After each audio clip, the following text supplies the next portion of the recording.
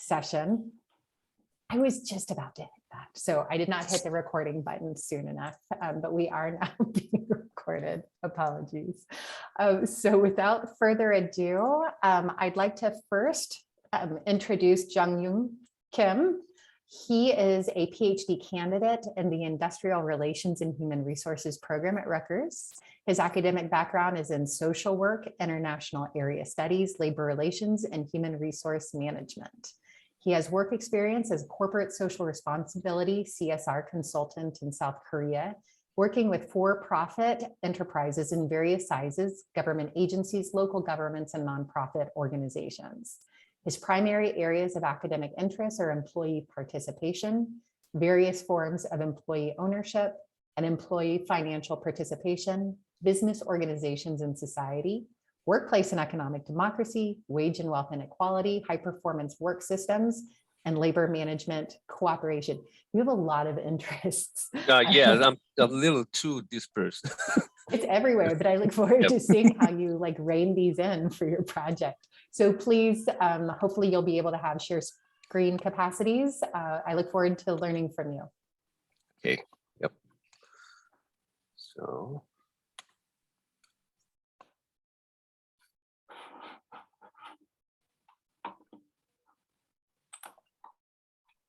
Are you seeing the slides, or are you actually seeing this, yes, slideshow, right? Okay. So, yeah, thank you for sharing the session and thank you for your introduction. I just noticed that my bio was for a, practitioners conferences. So it was a little bit lengthy and bragging about lots of my careers, but I'm sorry about that. People do that in academia too. Don't worry, that was fine. Okay. Yes, I'm a PhD candidate at Rutgers University, and this presentation is about a spillover thesis. And I've been working on this topic for a few years in my PhD program, but from this presentation, I'd like to suggest a little bit of a new approach, methodological approach to empirically testing spillover. So let's first talk about spillover. So spillover thesis has been most notably advanced by Carol Pateman, a political scientist in 1970. The argument is pretty simple and straightforward. So if employees participate in their workplaces in a democratic way, collective way, then this will enhance their political efficacy. It's a belief that they can understand collective issues, complicated issues, and then they can actually make good decisions about it. So because of this enhanced political efficacy, Carol Pateman argued that the employees would be more likely to participate in democratic politics, like go out and vote or participate in political demonstrations, for example. So the argument is a kind of a mediation argument that democratic participation in the workplace will enhance political efficacy. And this enhanced political efficacy will encourage the workers to participate in politics more actively.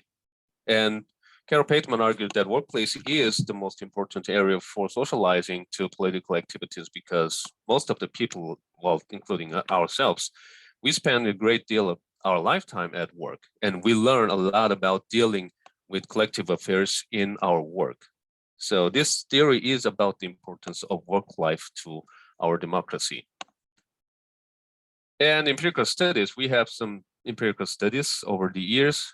But and most of these empirical studies found supportive evidence of spillover, democratic spillover from workplace to political activities of people. A few studies found no support, and very few studies found negative consequences in a very specific setting. So this was done in a plywood co-op in the northeastern area of the United States in the 1990s. And these plywood co-ops were going through a little bit, financially difficult times in those years.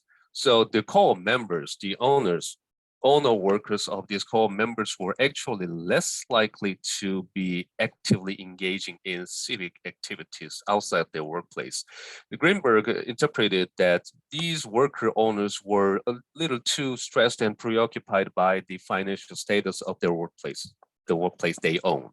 So they were actually less likely to participate in civic activities. But this was done in a very specific setting like that. So, but it gives us some interesting ideas. And still, most of the studies find supportive evidence of spillover. But one thing I have not been fully satisfied with these studies was that, well, I'll show you the example of how they measure the political activities. So this is an example of a question from the International Social Survey program on political participation behavior. These questions are also used in the General Social Survey and the European Social Survey, and many other surveys of political behaviors also have very similar structure. So this example is a question about boycott. Have you ever boycotted or deliberately bought certain products for political, ethical, or environmental reasons? The answers are coded into 4 options. 1, have done it in the past year. 2, have done it in the more distant past. 3, have not done it, but might do it in the future. 4, have not done it and would never do it. So this is already a little bit weird. But the studies often recode these into 0, have not done it in the past year. It includes 2, 3, and 4. And 1, have done it in the past year. So 0 and 1. And the International Social Survey Program, ISSP, has 8 such questions on petitioning, signing a petition, boycotting, attending a demonstration, attending a meeting or a rally, contacting a politician or a civil servant, donating money for political activities, contacting the media to express political views, and using the internet to express political views. And studies either examine these separate, examine these kind of variables just one by one independently, or a few studies actually summed these up into an index of ranging from 0 to 8, for example, like political participation index. And my dissatisfaction was that these approaches might be overlooking some interesting nuances of political behaviors. If you examine this one by one, you have little idea of how an individual engages in different political activities differently. And well, actually, it's similar in the use of index too. The assumption of index becomes that different political activities have similar accessibility to everyone, when actually that's not true. For example, consider thinking about myself. I say I'm pretty active in a few selected political activities like boycotting or signing an online petition or donating money, but I really rarely participate in political demonstrations because I don't have that much time. Well, I might have much time. It's just I don't want to spend much time and effort on that.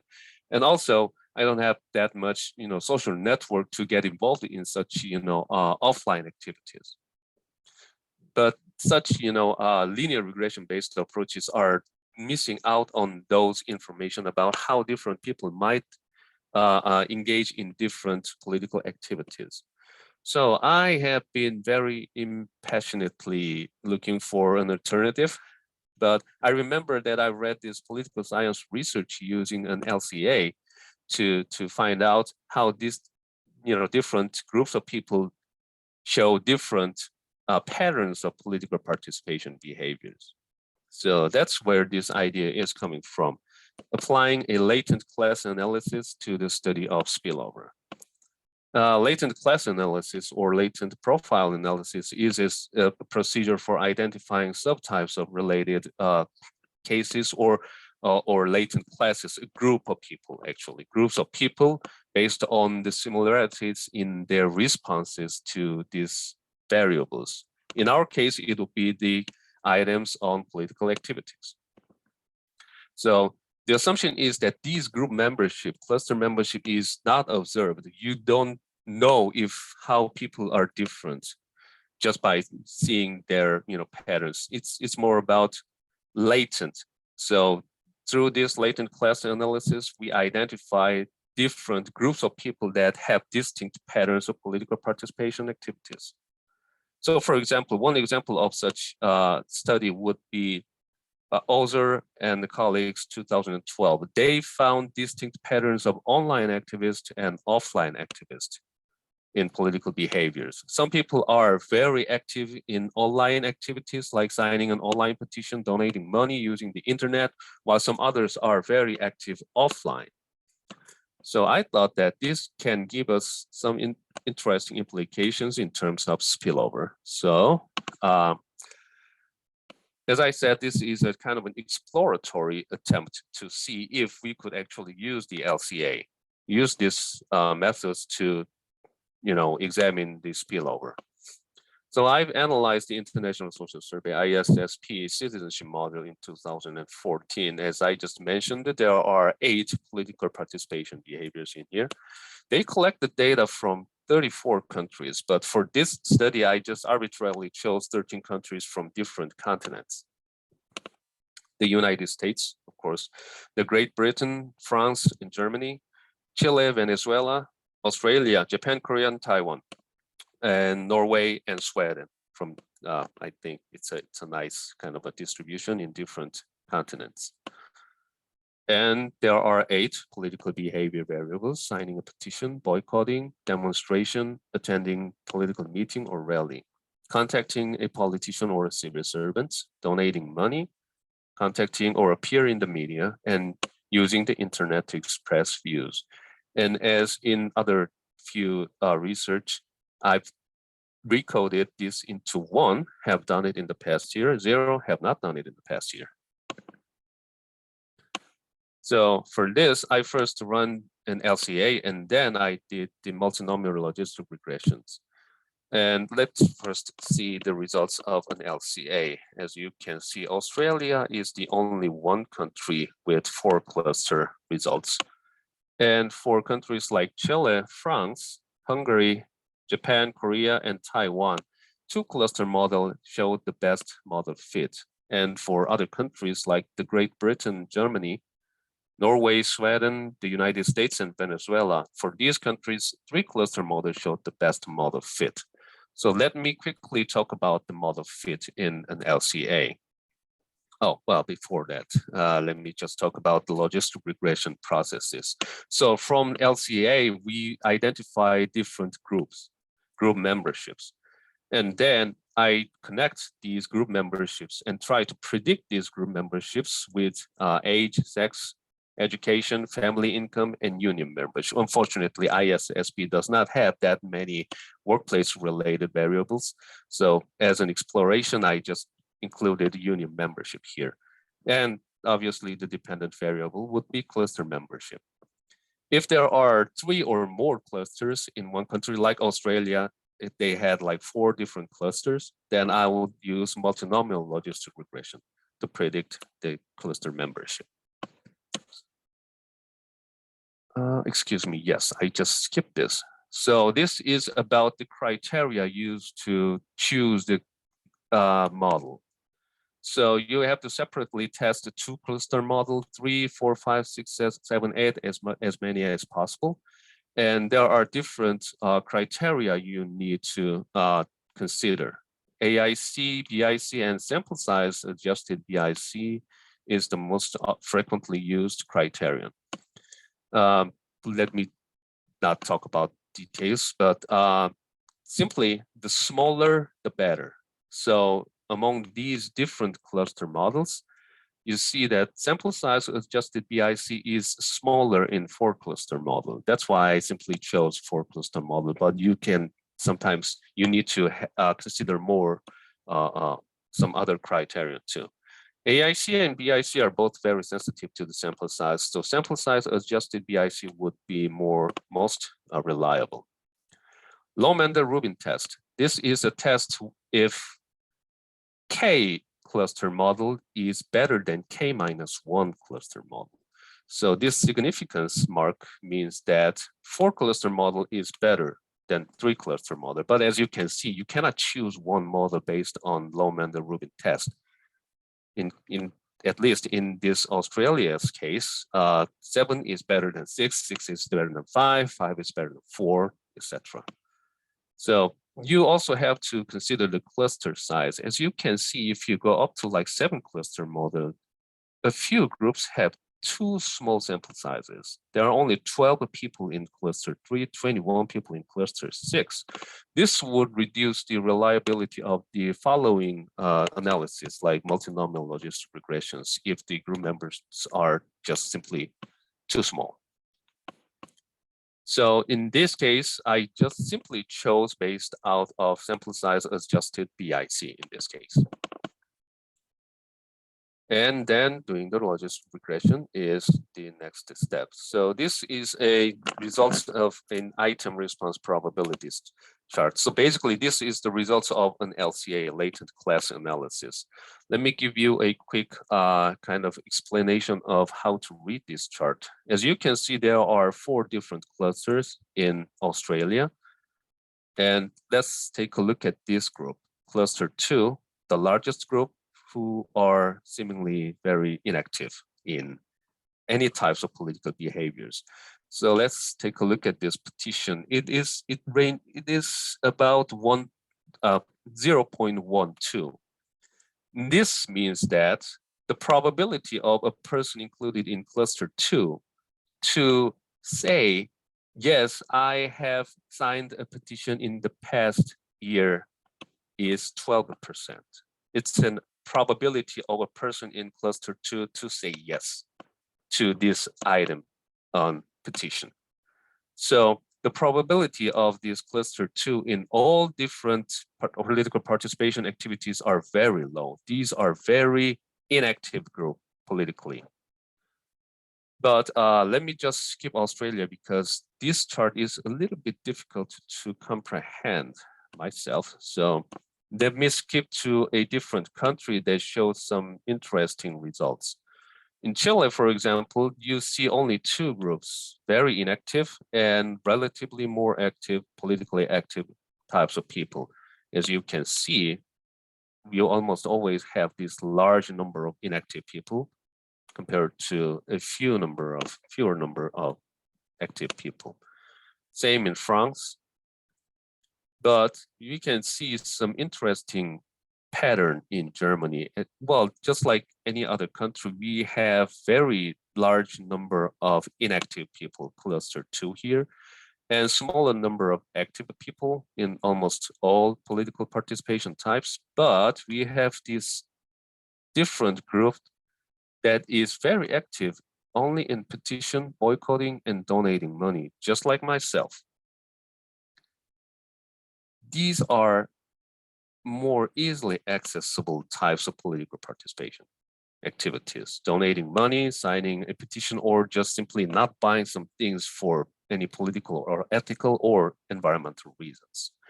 But this group is very inactive in some other types of political behaviors. So we cannot simply say that this group, cluster 3, is not politically active.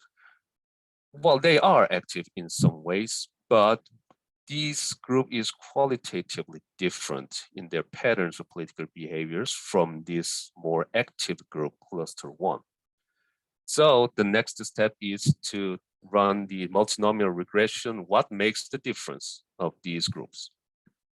So unfortunately, I couldn't include many, workplace-related variables here.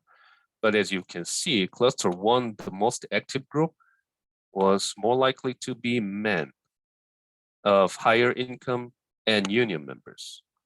But cluster 3, those who are active only in a few selected participations, well, they're more likely to be women of higher education with higher income.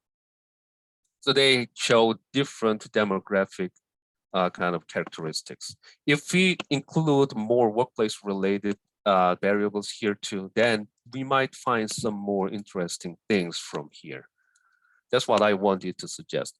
In the Great Britain, this is not really very interesting. We have inactive group, less active group, more active group.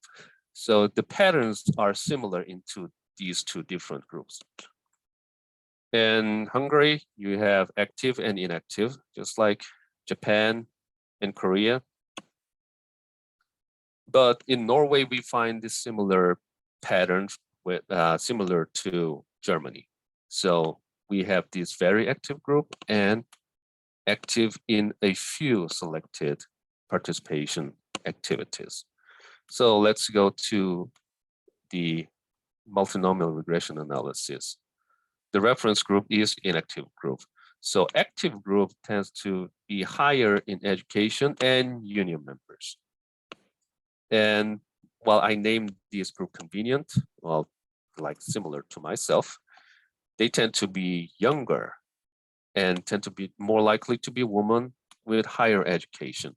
But there was no income involved or union membership involved in these groups.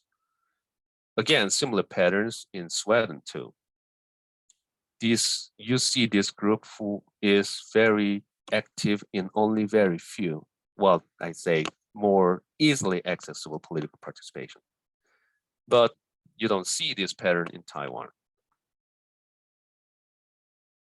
And in the USA, it was a little bit different than I expected, but it was similar to, I think it was similar to the Great Britain, that we had like 3 different groups, one inactive, a little bit less active, and more active.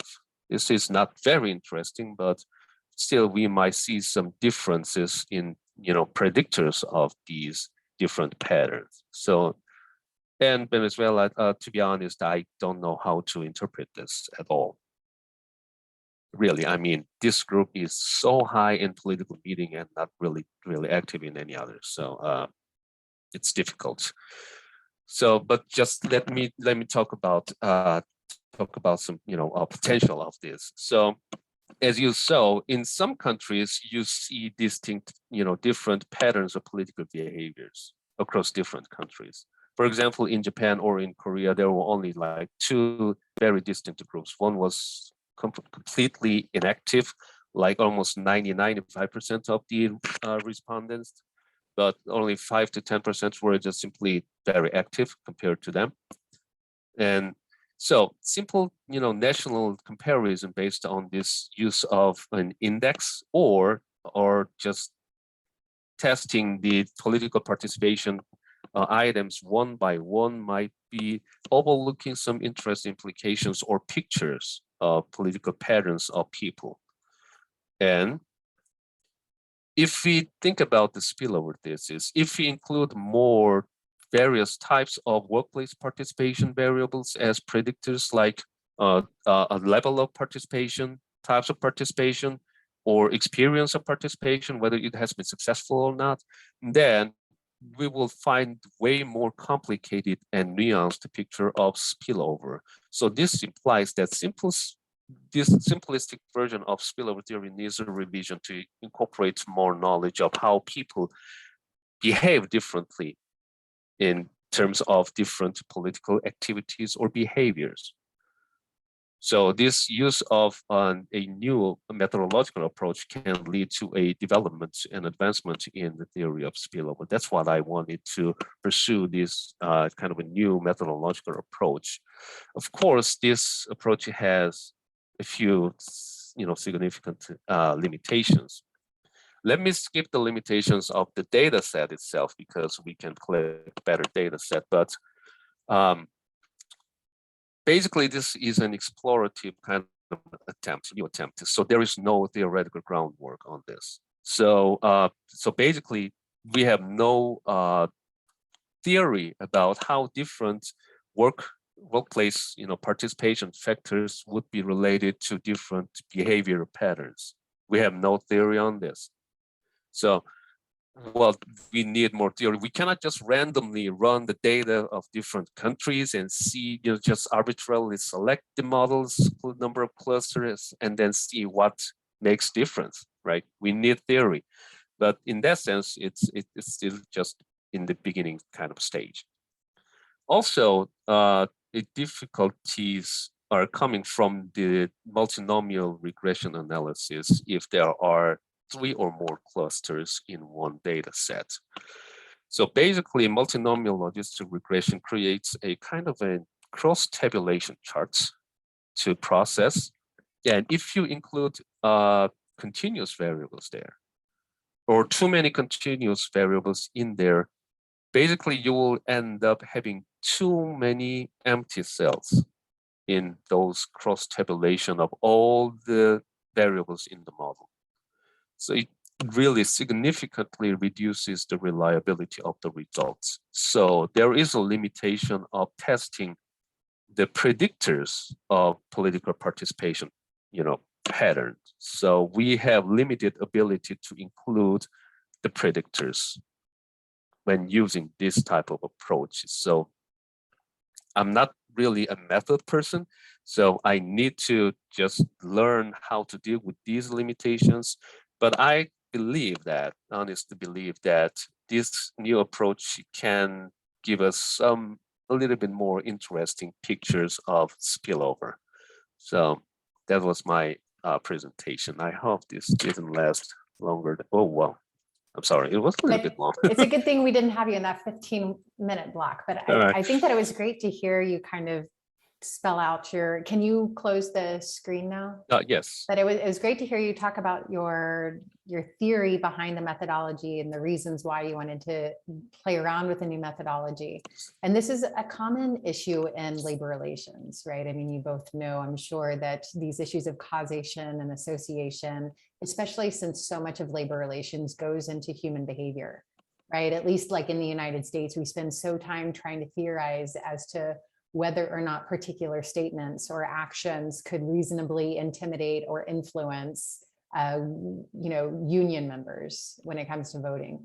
And for years, various scholars have tried to really tackle, well, how can we show that if the union lost the vote, that was due to their being influenced or somehow intimidated by the employer? Should we look at individual variables? Should we look more broadly?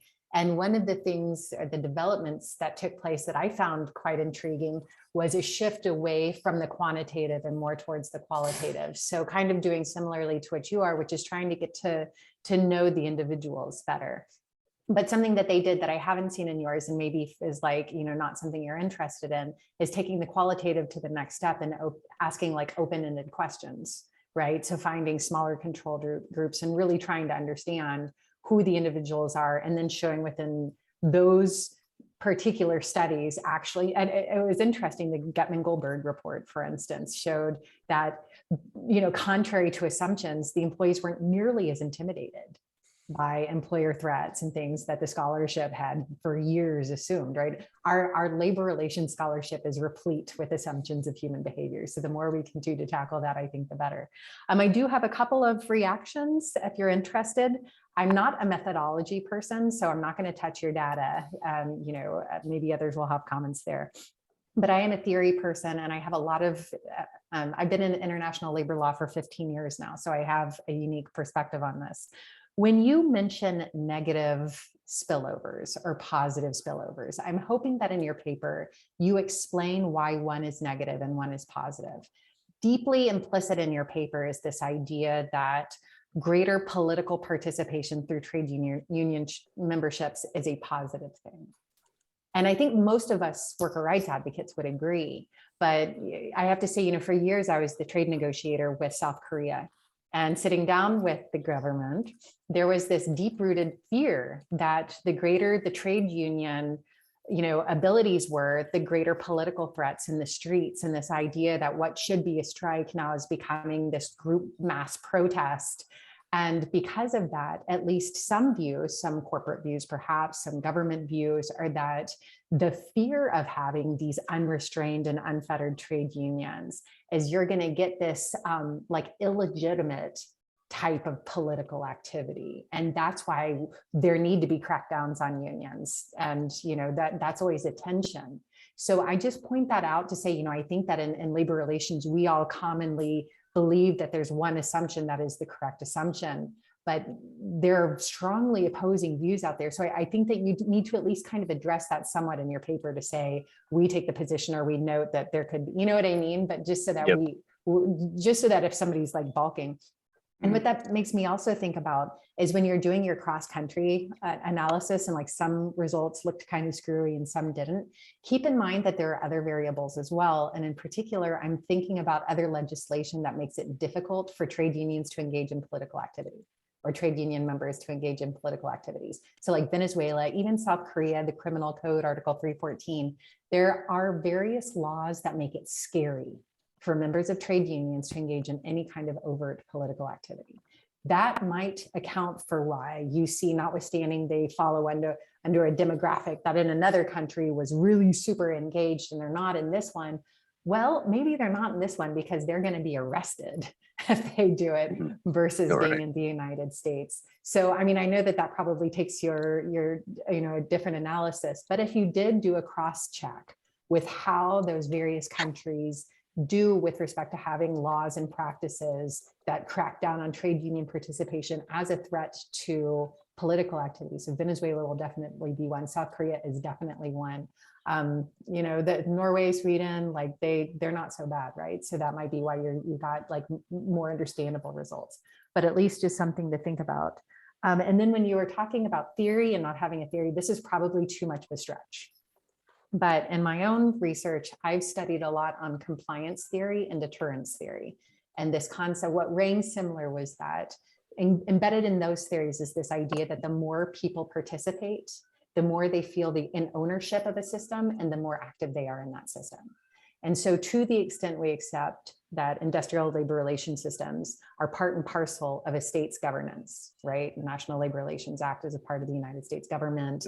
Korea has the criminal act and the labor laws. So the more engaged and participatory a workforce is in its own terms and conditions of employment, the more they're going to feel ownership over a system and a willingness, therefore, to participate. The more they might comply, the more they might contest, the more that they might challenge. So again, it might be too much of a stretch because a lot of that just looks at whether they would then comply with the rules or not, but you might find something buried in there about broader participation as well. So just something to think about. Paul, did you have any comments for Jung before we go to your presentation? Yes, just a few questions. Thank you very much, Jung, for your presentation. It's really interesting. And just I don't get the definition you have from democratic behavior in workplace and democratic behavior in society and politics. So is that the same thing, or it's different behavior? It's different democratic behavior. The definition of democratic is the same or is different in the workplace and in society? Yeah, it's maybe using democratic participation in the workplace would be really, well, I think we need to be really cautious about that because, it's a very highly debated concept of workplace democracy or industrial democracy in this sense. So, basically they are different, right? They're different because employees are different from citizens in the society. So, what Carol Pateman said, at least originally said, about democratic participation in the workplace was a concept of full participation, where the employees' collective decisions actually have authority over the company's any important matters.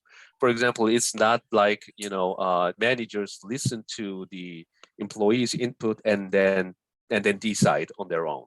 It's a pseudo participation named by Carol Pateman. So democratic participation can have some different degrees, but at least what Carol Pateman argued for was a real democratic in that sense. So the employees then must have some level of authority over the matters.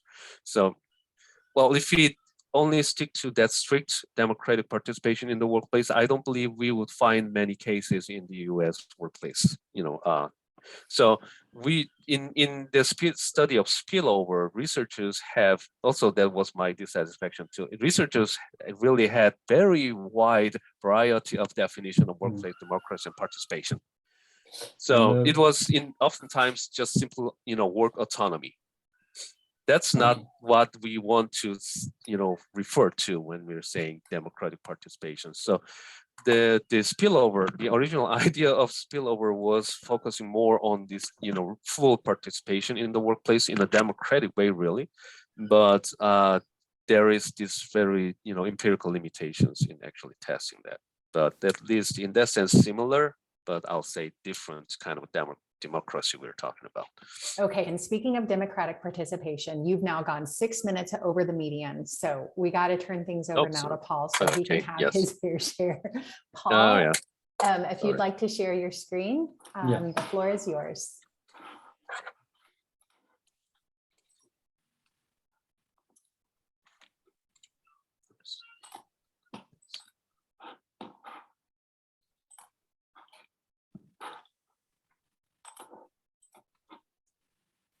You're going to want to share the actual PowerPoint. So right now we can see everything that's on your desktop.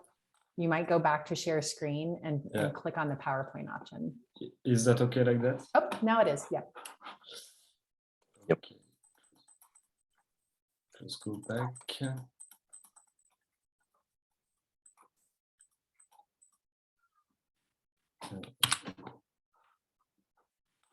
Sorry.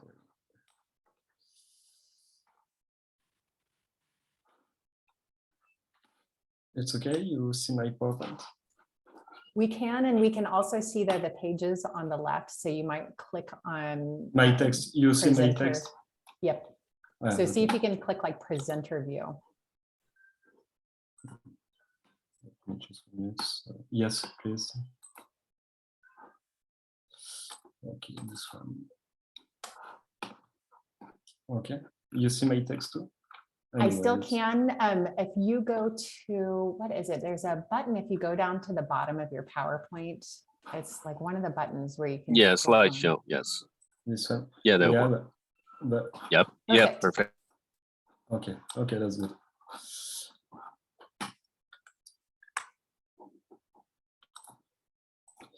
Okay, so my presentation is a work in progress too, and it's part of my PhD is the conceptual framework that I try to elaborate. So it's about the link between the concept of responsibility and participation. So the concept of employee participation deals with a relatively simple question. In what ways can employees express themselves and influence decision-making in the companies? The conceptualization of employee participation in decision-making has been analyzed in many research programs, and this program includes the study of different mechanisms of indirect employee participation, like consultative committees, work council, collective bargaining, and representation on the company boards. And other research further explored the influence that employee representative can have on management decision-making. But we can also understand the phenomenon of participation as an undefined territory between democracy and capitalism. And thus participation can be understood as a democratic project constantly updated through specific activities. So in the world of work, this project is in a permanent tension with the subordination of workers that characterize the predominant form of employment. So considering the participation as a democratic project leads us to question the status of the participants. And participation suggests recognizing certain qualities in participants, just as a democracy implies recognizing certain qualities in citizens. So responsibility is one of these qualities, and as the debate on the participation in France shows. So participation is a constitutional principle in France. The constitution states that quote, every worker participates through his delegate in the collective determination of working conditions as well as the management of companies. But the constitution is silent on how participation should be put into practice. And since the end of the World War II, numerous reforms of social dialogue have modified the arrangement for participation. However, an analysis of the public debate shows a certain continuity in the issue of responsibility. The participation of employee representatives in decision-making requires responsible actors. it is with this assumption that the question of participation is often addressed in the French public debate. So this hypothesis is formulated in two main ways. So the first one is, in order to implement participation mechanism, actor must be responsible. And the second one is, in order for actor to become responsible, mechanism must be implemented that place them in a position of responsibility. However, the public debate is struggling to clarify the links between responsibility and participation. So this leads us to our research question, which is how to characterize the links between responsibility and participation in the case of social dialogue. So there is two major issues answering this question. The first one is conceptualizing responsibility in the context of participation, which leads us to propose the notion of responsibility regime, which is the main topic of today's presentation. And the second is to examine the institutional condition of this responsibility regime, what we'll only outline today. So when we talk about responsibility, we are faced with a translation problem. So Anglo-Saxon literature uses at least two different concepts, so responsibility and accountability, when French use only the word responsibility. So to avoid this pitfall, according to the anthropologist Pucciuden, who makes a panorama of the notion between different culture and different periods, we define responsibility as the ability to answer for one's own action before one's fellow human beings, and imply the ability to describe an action with its ins and outs, and in order to account for it, thus allowing its evaluation. So these definitions leads us to think of responsibility as the result of social relation. In many research and public debate, the notion of responsibility is understood in a substantive way. In this type of approach, responsibility is understood as an intrinsic quality of the individual. So the aim is then to identify the factors that lead to responsible behavior, but not to question the development of this responsibility. So in short, responsibility is a given, and the question is, are you or not responsible? So in this research, responsibility is discussed as a product of social relation, and there is major implication of this approach. To be more clear, maybe the substantive way of responsibility is more than when you are going in the court face to a judge. So he says, okay, that's the fact, and he says you are or not responsible. In our way, in participation, it's more a dynamic process that we want to underline. So the major implication of the approach responsibility as the product of a social relation is that responsibility has several dimensions. There are several types of responsibility. Types of responsibility are the result of organizational choices, social and institutional constructs, and the type of responsibility evolve in time. And finally, the type of responsibility guides the action of the individual. So if responsibility is the result of a social relation, what are the dimensions of this relation that leads to the development of a certain type of responsibility? So following our definition of responsibility, we propose to characterize responsibility in a participation process along three dimensions.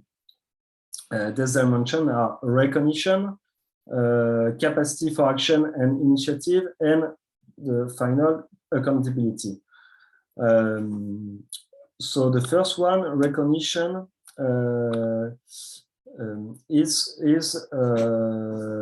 that because participation requires a mutual recognition of the capacity and legitimacy of participants, and then the mutual recognition of social dialogue actors allow a clear recognition and strong affirmation of the role that the company intends the social dialogue actors to play in the regulation of the company.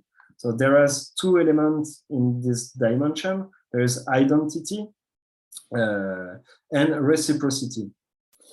The second dimension is the capacity for action and initiative, and the notion of participation implies the linking of individuals through certain activities.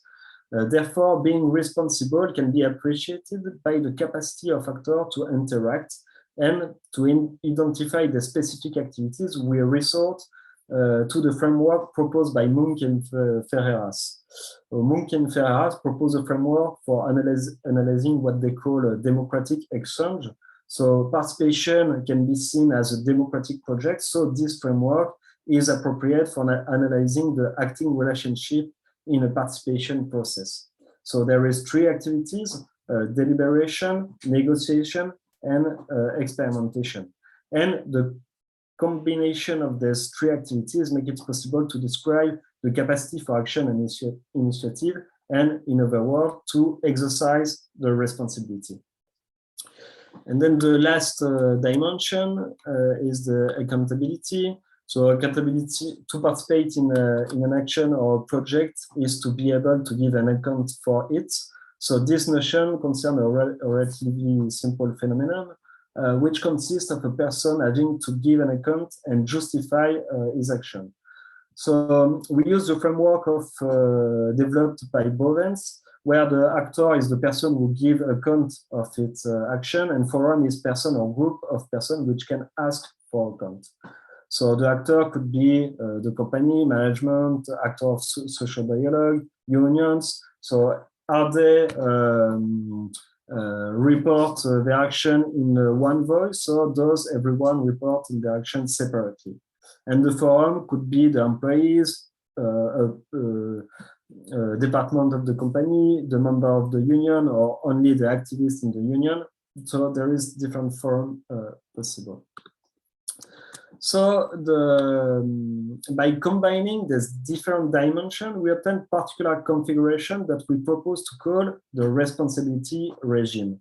And so the purpose of the responsibility regime is to analyze the relation between the actor, and the word regime designates here a certain stability and durability of the mode of relation between the actor of social dialogue, but can evolve suddenly or slowly. This means that responsibility is not a static phenomenon, but a dynamic phenomenon. So the different configuration gives different regime of responsibility that correspond to different forms of indirect participation. So to illustrate our model, we explore each dimension across different cases given by the literature. So these cases are, of course, ideal type, and we can expect more than 3 responsibility regimes to occur. So I'm sorry for because the table is really not easy to read, but on the left column you can see the dimension and sub-dimension of our model. And for the first one, so there is recognition, identities, reciprocity, deliberation, negotiation, experiments, and stakeholder contribution, so accountability. And you can see the first model is the joint responsibility model. So this model comes from research conducted in the United States and within a large automobile manufacturing group. So this model is based on the search for improved financial performance in return for maintaining employment. So to achieve this, prerogative traditionally assigned to management at the level of production sites are shared with the unions. So the authors indicate that the emergence of this model is possible because there is a mutual recognition between manager and local union based on a long-term cooperation. So this history allows the creation of a common identity on the site between management and union. In addition, the role that the union have to play in the efficiency of the production process is part of their identity. So, and this is reinforced by the reciprocity in the means granted to them in order to play this role, which includes a transparent sharing of information and the provision of premises, symbolically close to the management premises. So this reflects reciprocity in working method and recognition of the importance of the union in the implementation of the project. In this model, the actors combine deliberation, negotiation, and experimentation activities. Collective bargaining allows for agreement and the experimentation of new types of production. Thus, the agreement precisely defines the role and duty of several management functions concerning safety, quality, production, and human resources management. The team we can pass, and the article does not document precisely how the management and union team report on their action to the employees and to the corporate leaders. Nevertheless, this model is based on the competition between the different production sites of the group. We can therefore conclude that the accountability is operated jointly by the union representative and the local managers via the financial performance of the plant transmitted to the group leaders. So financial performance validated as it were the performance of the joint responsibility model. For the second one, what is interesting here is the same kind of model, so maybe can go fastly, but it's in a restructuring context. And what it's interesting, it's in this case, unions act specifically to change their identities. So they go by cycling red from France to Germany to the corporate headquarters to say, okay, we are not like other French unions. We're seeking for a solution for our plant. So they act specifically to change their identities. In this case too, deliberation, negotiation, and experiments is combined with a new solution, and the social dialogue actors report to the group via the conversion proposal and periodically to the employees and the work of the commission. And the last model is, of course, completely different because it's disjoint responsibility. Actors says, okay, we are completely different identities. We can't work together. And so there is no reciprocity in the participation model. And there is no specific space for deliberation. This space is completely disconnected from the negotiation space. And there is no common space to, and each actor in the dialogue is accountable to his constituent or voter. So they are completely separated. So this is how we can use this model. And finally, there is lots of limits for this model, but I'm actually testing that on empirical setting. And the question of responsibility is addressed in a French context in that way. So they say, okay, actors must be responsible, but I don't know, I need to know if this type of question is can be addressed in the other countries, or if they are to be changed. And I'm looking for theoretical framework, and I think about institutional work and to study how actor interaction contribute to maintain or disrupt the responsibility regime, because it's dynamic, so it's evolved during the time. Thank you very much for your attention. Wonderful presentation. Thank you. We only have 5 minutes, and I think they're pretty specific about like end time. So I will briefly say some comments, and then Jung, if you have some comments as well. One thing I will say, You know, it was really helpful at the beginning of your presentation when you were trying to distinguish the concepts of responsibility. And you said, you know, the traditional concept of responsibility, at least in the United States, is like that comes from a judge. And then it clicked for me and I thought, that's it. That's what we're contrasting against. Okay. What would have been incredibly powerful, and you might consider in your drafting, is to then provide an illustration that's simple for what your model is. So you kept saying, you know, versus the judge, ours is dynamic and it does this and that.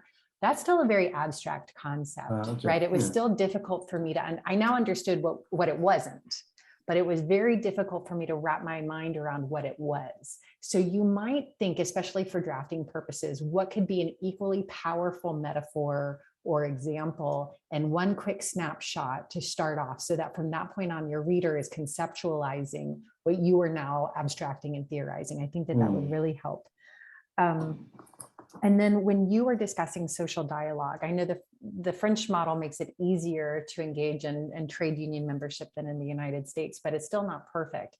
I'm wondering if, for your analysis of social dialogue, if you're only looking at trade union members, or if you were looking more broadly at, you know, worker centers and other alternative forms of social dialogue. My empirical setting is in big companies. So in this type of companies, worker representatives are always unions member. So it's only this model could be on other companies, but in my work at this moment, it's only with unions member. Okay, then as you're considering how to expand it potentially into other countries, like you said, is it only for French, or, you know, can this go to, as you're looking in countries that don't have as active of trade union membership, you might consider broadening this scope to, because unfortunately this day and age, you need something more creative in these countries that have to come up with creative alternatives to trade union memberships.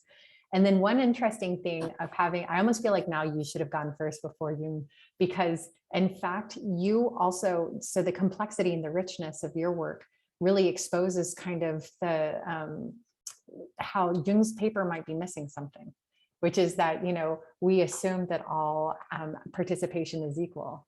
And at least in my understanding of Jung's model, right? So if they're participants, you know, then they're participants. But, you know, Paul, what your paper is really exposing is that the level and complexity and the types of participation are so complex and deserve so many different layers that, you know, I almost feel like the two of you should have more conversations about getting really an accurate and full snapshot from the beginning to the end of democratic participation and what that means here and what that means there. I think that would be really interesting. Jung, did you have any questions for Paul? I can't agree more about your what you mentioned. This really is interesting. It really gives a huge idea about these, you know, beginning of the, you know, participation in the workplace. But it was a little bit difficult for me to understand too. So but, you know, well, I'm trying to wrap my head around this too. But I was just curious what, for example, your idea of participation and responsibility regime in the workplace would relate to, for example, more recent ideas of shareholder democracy in publicly traded companies, how these two different participants in the corporate governance, but have different kind of an identity and different types of, you know, desires and different kind of governance would relate with each other. How would you include these, you know, shareholders, you know, technically they are owners of the companies, into this picture of responsibility and participation in the workplace? I was just curious. I don't know if I understand well, but to me, my point is to analyze the interaction between the people engaged in the real interaction. So shareholders, most of the time, they are so far away from the, you know, table of negotiation. So to me, they are not direct actors of this model. So of course we have to take it in account, because the type of shareholders is really important. But in this model, except if the shareholder is in the table of negotiation, but if not, there is no case for me. I don't know if I understand well and if I answer well. I don't know. But right, yeah, I think that makes sense. Yes, thank you. And unfortunately, we're at time. However, we all have each other's email addresses. So I really recommend that the two of you kind of link up after this, just because it's so interesting to see the dynamics of kind of what you both are looking at and how you you could answer one another's questions in a way. That has come out pretty clearly from this. All right, everyone. Well, thank you so much. I can't wait to see what happens with these papers. Please keep us up to date. And thank you, LERA. All right, everyone, have a wonderful day. Yeah, thank you. Thanks so much. Thank you. Bye-bye. Bye.